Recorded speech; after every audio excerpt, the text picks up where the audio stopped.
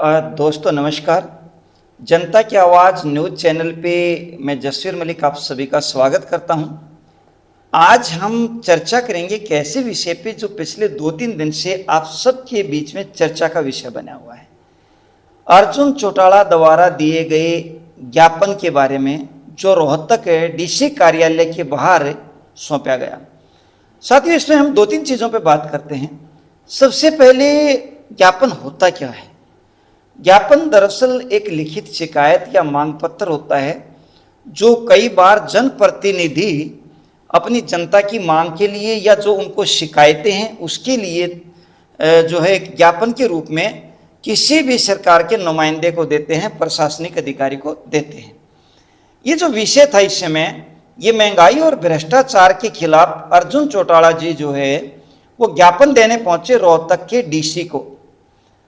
अब सवाल आता है कि ये ज्ञापन की एक स्टैंडर्ड प्रक्रिया क्या होती है। अगर हम बात करें all India service conduct rules के अनुसार, तो कोई भी विधायक सत्र का जो नुमाइंदा होता है, जनप्रतिनिधि होता है, उसका ज्ञापन अगर जिला स्तर पर लेना है तो जिला आयुक्त या कलेक्टर यानी डीसी साहब, डिस्ट्रिक्ट कलेक्टर भी हम बोल देते हैं, डिप्टी कमिश्नर भी बोल देते हैं, या डीएम साहब को लेना चाहिए। अगर बात राज्य स्तर की आती है तो राज्य स्तर पे इसमें प्रिंसिपल सेक्रेटरी हो सकता है, सेक्रेटरी हो सकता है, या संबंधित मंत्रालय का जो सचिव है वो इसको ले सकता है। अब यहाँ पे 3-4 चीजें निकल के आ रही हैं। सबसे पहला सवाल तो ये आ रहा है, जो एक डिस्प्यूट रेज हुआ उसमें जो भाषा शैली थी आपस में, वो दोनों ही निंदनीय है। क्योंकि किसी भी प्रक्रिया को चलाने के लिए पहले तो प्रशासनिक अमली जामा बहुत जरूरी है, क्योंकि संविधान, देश, सब चीज़ों को एक लागू करना एक प्रशासन का काम होता है। प्रशासन हमारा जो निम्न स्तर से लेके पियन टू हम कह सकते हैं कि जीएम हम कहें, या IAS, deputy commissioner, commissioner, secretary, chief secretary, एक पूरा नीचे से ऊपर तक का प्रोटोकॉलिकली एक सिस्टम होता है। यानी प्रशासन होना बहुत जरूरी है संविधान को लागू करने के लिए, देश को चलाने के लिए। दूसरा, प्रशासन को कंट्रोल करने के लिए यानी सिलेक्टेड जो हमारी एक प्रक्रिया है उसको अंकुश में रखने के लिए हमारे यहाँ शासनिक कार्यालय है, जहाँ पे हमारा एमपी है, एमएलए है, अलग अलग तरह की अलग अलग सरकारें हैं। बहुत छोटे स्तर की बात करें तो ग्राम स्तर पे जो बात है वो सरपंच पंच भी एक सरकार, छोटी सरकार का हिस्सा है। राज्य स्तर की बात करें तो एमएलए और मुख्यमंत्री एक इसका हिस्सा है। और पूरे हम जिला स्तर, देश की बात करें तो एमपी हैं, मुख्यमंत्री जैसे राज्य स्तर पे होता है, ऐसे ही प्रधानमंत्री जो है भारत के स्तर पे या देश के स्तर पे होता है।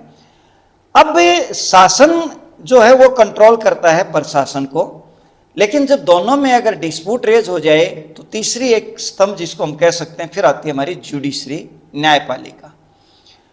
इन तीनों को जो है कंट्रोल करने के लिए या तीनों की सच्चाई या जो भी चीज है दिखाने के लिए मीडिया, और मीडिया आज इतना पावरफुल हो गया है, print media, electronic media, routine media, mainstream media, और इन सब से आज जो अहम हो गया, जो हर आदमी के हाथ में है।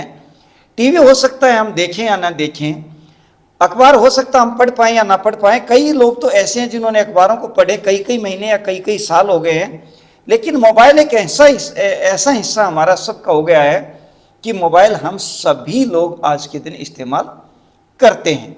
यानी मीडिया चौथा स्तंभ जो कहा जाता है। अब यहाँ पे जो डिस्प्यूट आया, पहला डिस्प्यूट तो ये है कि अभय चौटाला जी के जो बेटे हैं अर्जुन चौटाला जी, उनका जो आरोप कहें या जो उनके साथ घटनाक्रम हुआ उसकी बात करें तो 4 घंटे तक किसी भी जनप्रतिनिधि को इस तरह इंतजार कराना ये प्रशासन को नहीं करना चाहिए था।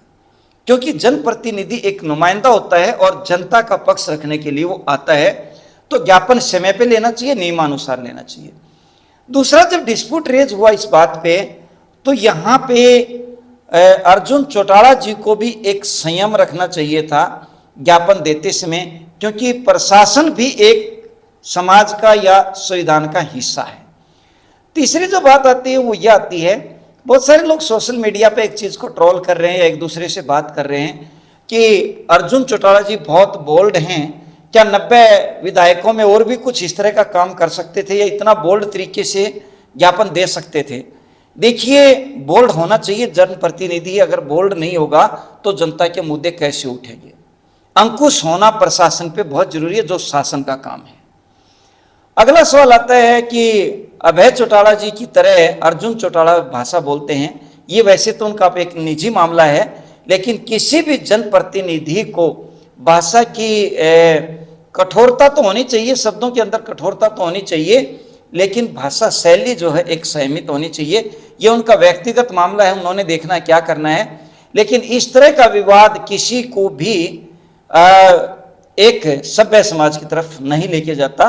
तो आज हमने चर्चा किया है ज्ञापन देने पे कि किस तरीके का होता है, क्या होता है और किसको लेना चाहिए, किसको करना चाहिए। इसमें मैं मुख्यमंत्री श्री नायब सिंह सैनी से बोलूँगा कि सैनी साहब जरूर ध्यान दें, कोई जनप्रतिनिधि अगर इस तरीके से आता है तो 4 घंटे इंतजार कराना ये एक उचित नहीं है।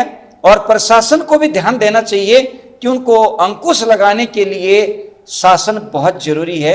ये हर शासन और प्रशासन की मान मर्यादा का विषय है। ये जो हमारा चैनल है जनता की आवाज न्यूज चैनल, ये वास्तव में इसके नाम से भी झलकता है और एक स्वतंत्र पत्रकारिता का हिस्सा है।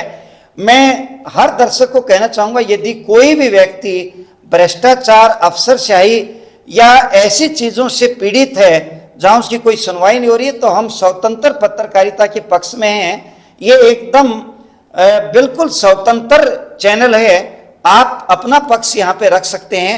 कोई भी बात आपने कहनी है, कोई भी मुद्दा आपका है, तो आप बेझिझक होकर के स्क्रीन पे हमारा नंबर है, भेज सकते हैं। और ये जय की, हिंद की जय करने के लिए, भारत की जय करने के लिए जनता की आवाज न्यूज चैनल हमेशा आप लोगों के साथ खड़ा रहेगा।